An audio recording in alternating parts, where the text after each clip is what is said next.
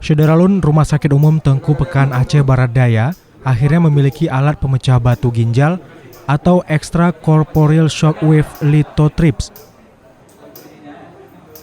Alat ini bekerja menggunakan gelombang kejut dari luar sehingga tindakan untuk keluhan batu ginjal bisa dilakukan tanpa harus melakukan operasi bedah.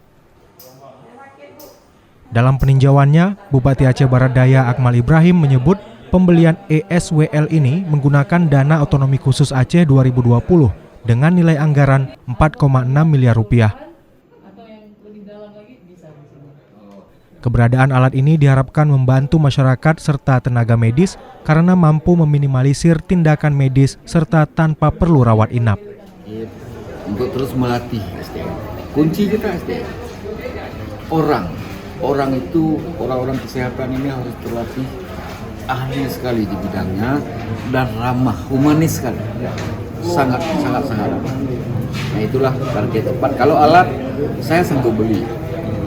Gampang, banyak dijual di toko. Tapi orang yang menjadi aset utama rumah sakit itu orang.